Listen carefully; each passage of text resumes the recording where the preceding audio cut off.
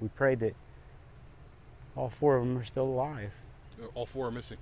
Yes, they're all missing, and you know, it's been 4 o'clock yesterday morning that we were told that, you know, they were on the phone with Aiden's dad, who they own the house where they were. It was a very nice house, no longer there. And Aiden said, hey, you know, I've got to go. I got to help Ella and Reese. So he gave the phone to Joyce Catherine. Joyce Catherine said, they just got washed away. And then a few seconds later, the phone went dead, and that's all we know. The place where all the survivors are brought, and we were hoping that we would hear our daughter and friends' names called, but they never did call. So we said, this morning we're going to come out and try to find them ourselves. I mean, you're walking through this mess, hoping for a miracle. Amen. Keep the faith. That's all we can do. Well, this is the best vantage point we have given everything that's going on in this area. But what you see across the river there is the Camp Mystic campground. And here on the left, you'll see a number of cabins, and you can see a lot of debris. As we stand here, and I'm not sure that you can make this out on the video images, but the water must have gotten very high, because even in some places, the rooftops look a little uneven to me from this vantage point, but you can see windows open where presumably, you know, children were trying to crawl out of those windows to get away from the floodwaters as it was all rising here. And then if we move our way down, this was the lower part. In talking to a number of people over the last 24 hours who've been evacuated from this area, it was the younger children at the campground, and my understanding right now is that it was the younger children who were in these lower elevation cabins that closest to the water. And the water looks very calm now, but look at just how high the water levels have got at some point here, because you can also see back in this larger building on the campground site in the distance there, Erica, that's obviously a big gathering hall. I can't tell if it's a dining hall or a place where large groups gather, but you know, the wall on this side completely blown out. It's hard to see on the other side, but there's a good amount of destruction. I just saw some video images from someone who was capturing some video here at the scene, and there was a number of cars stacked on top of each other on the other side of those buildings. So this is where it all unfolded early Friday morning. You can imagine here, it's very remote away from the city of Hunt, about 6 or 7 miles down the road, a greater distance. So very, very dark here, not a lot of light. One camp counselor told me that as the rainstorm was coming in, the lightning and the thunder, that kids were waking up. They were telling her that they were afraid of what was happening. And you can understand, as the water is rushing downstream, clearly being pushed out of its banks up along that hill, going up into those cabins on that distance, and all those cabins line up against the hillside over there. So it's hard to imagine, as the water's rushing this way, you know, how do you escape all of that unless you can get to the back of the building and then kind of start making your way to higher ground on the backside of that hill. And for a 7, 8, 9-year-old at 3 o'clock in the morning, as thunder and lightning, you can imagine just how horrific all of that scene must have been unfolding. And we're seeing a number of people continuing the search efforts. If you look there, there's like a little dam here that kind of falls about 10 feet or so down to the next level of the river.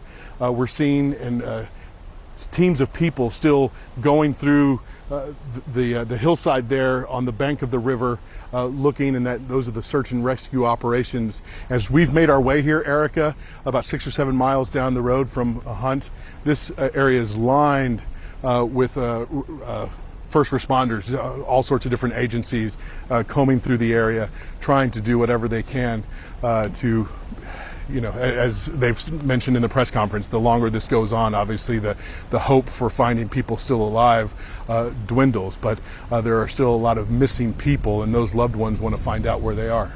They just got washed away, and then a few seconds later, the phone went dead, and that's all we know. There was a man from Beaumont who we heard just over the ridge here calling out for Joyce Catherine. It's his daughter. He raced here yesterday and has been searching for her. His daughter was here with several friends staying at a cabin just up the river from here, and he has not heard from her, his 21-year-old daughter, since before the storms came through the area. I'm so sorry to meet you like this. I know. We pray that all four of them are still alive. All four are missing?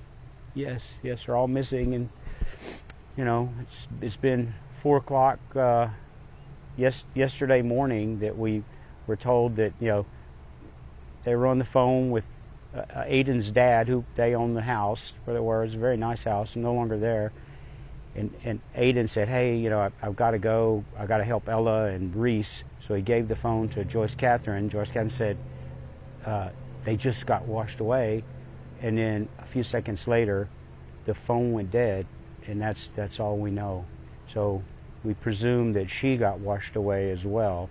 And if you go back to where the house is, it's not a good sign. And that's why I was telling you, my son and I were walking, and I thought it was a mannequin. It was a little boy, about 8 or 10 years old, and he was dead.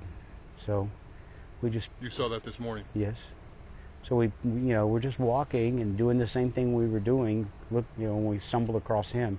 But hopefully we can find our children, our daughter and her friends, alive. So anyway, I ask you if you would pray, and whoever watches this thing, pray. And I know, Pamela, this is also personal for you. You have a deep and important connection to Camp Mystic yourself as a former camper. I do. It's surreal coming back here 30 years later. I was a 10-year-old little camper here, full of so much hope and joy. It's a magical place, and I remember the excitement and anticipation of coming to Camp Mystic. And the parent was telling me the same from her little girls who came this year. They just dropped them off on Sunday. And for me, coming back, I'm overwhelmed with emotion, and I'm overwhelmed with memories. And I can't get over looking at those cabins right next to the Guadalupe River. That river was the source of so much joy and fun for us, Erica. We would spend hours and hours in that river.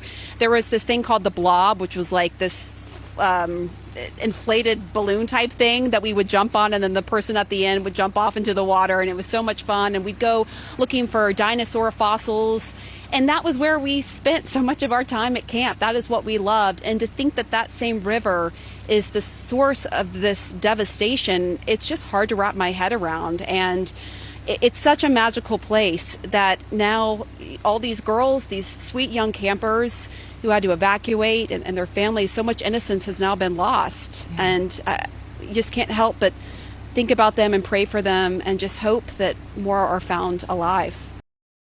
Our goal is to rescue those in peril and find those who are lost. Officials in the Texas Hill Country are calling rescue and recovery efforts in the wake of historic flooding a marathon. Authorities say more than 850 people have been brought to safety after the raging Guadalupe River rose more than 20 feet in less than 2 hours Friday. At present, there are 11 Camp Mystic campers unaccounted for, along with one counselor. I got to see firsthand many of the body bags, and it breaks my heart. And we didn't know. We know we get rains. We know the river rises. But nobody saw this coming. Local, state, and federal resources have been deployed to Central Texas to assist. Homeland Security Secretary Kristi Noem says they've deployed Coast Guard assets for round-the-clock search and rescue. That will be deployed so that the search and rescue efforts don't stop even when it does get dark at night. Officials warn they expect the number of deaths to rise. The Kerr County Sheriff says several adult and child victims have yet to be identified. In Hunt, Texas, I'm Lee Waldman. I wake up in the morning around 4 a.m. maybe, and I just hear screaming coming out from outside. And then eventually later on, I find out that someone's cabin had flooded, and they all went outside. People came into our cabin because their cabin had flooded. These are the same people I was talking about that were screaming outside. And I just remember, so behind our cabin, there was a back road. There was like a little road behind there. And I saw like at least 60 people walking on it, and it was just crazy.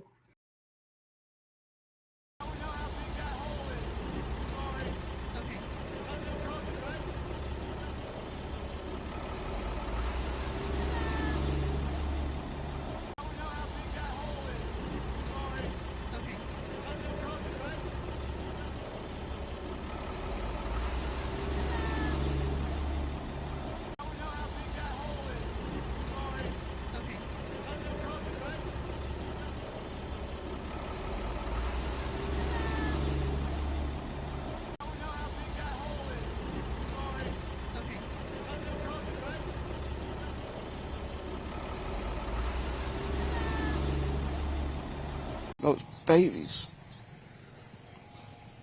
Those babies. If it was my babies, I'd want somebody looking, so that's why I'm here. I couldn't sit back. I mean, it ate at me all day yesterday and seeing everything. I got a buddy that's down in Conroe, he's a rescue swimmer, and he was down here, matter of fact, right here yesterday, and he told me, you know, he was telling me about, you know, finding some of the girls, and I had to come. And everybody's just trying their hardest.